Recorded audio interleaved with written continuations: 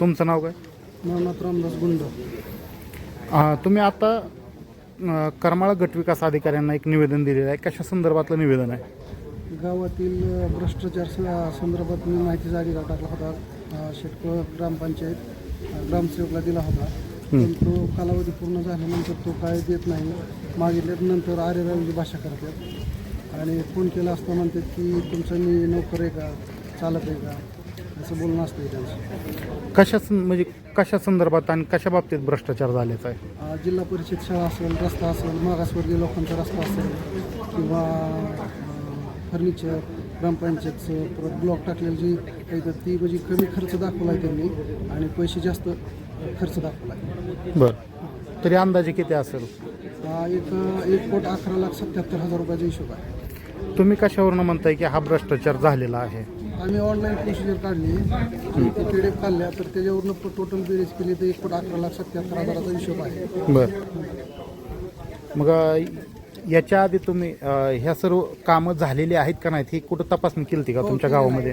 जिल्हा परिषद शाळा केली, परत आरोग्य केंद्र केलं, परत जिल्हा परिषद शाळेला कंपाऊंड केले का बघितलं, आरोग्य केंद्राला जी कंपाऊंड केलं ती निधी किती दाखवला आणि किती काढला, म्हणजे निधी खर्च कमी झाला आणि जास्त खर्च दाखवून पैसे काढले. बरं, दलित वस्तीमधला काय विषय आहे? 4.5 लाख रुपये निधी काढलाय.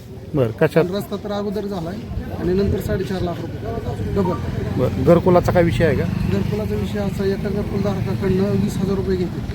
175 घरकुलं मंजूर आहे आणि 30 घरकुलं चालू आहे आणि ते ज्याची घरकुलं म्हणजे घरकुलाचं काम झालेलं आहे त्यांना हप्त्यासाठी जर पैसे काढायचे म्हणले हप्ता, तर अगोदर म्हणजे 20,000 रुपये द्या, नंतर हप्ता काढला जातो. बरं, आणि फोनपेला पैसे घेत नाहीत, रोख द्या म्हणते. बरं, म्हणजे असं रोखच? हो, रोखच फोनपेला घेत नाहीत पैसे. बरं, संबंधित ग्रामसेवक किती दिवसांपासून किंवा किती वर्षांपासून आपल्या गावामध्ये? 8 वर्ष झालं आहे.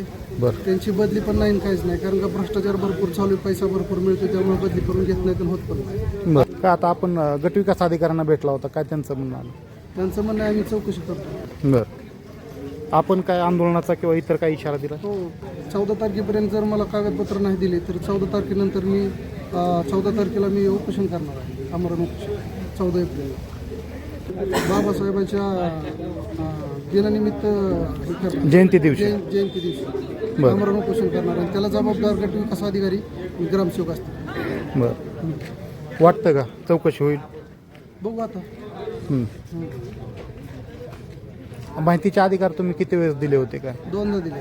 बरं, 2दा दिले पण त्याची काही माहिती भेटली नाही. माहिती मागितली असता म्हणते तुम्ही कुठल्या पण अधिकारीकडे जावा, काही तुमचं होऊ शकत नाही, माझं काही तुम्ही करू शकत नाही, माझ्याकडे जमीन भरपूर आहे, बंगला आहे, पैसा भरपूर आहे. बरं, असं बोललं जातं आणि बोलणं उद्धटमध्ये आहे. आणि मी माहितीचा अधिकार दिल्यानंतर, अर्ज केल्यानंतर एक 10-15 दिवसांनी ग्रामसेवक माझ्या घरी आले.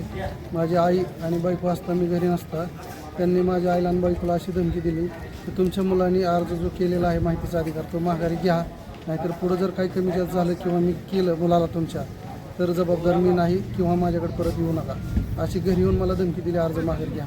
या संदर्भात आपण काय कुठं म्हणजे कारवाई संदर्भात काय केलं? काय केलेलं नाही अजून.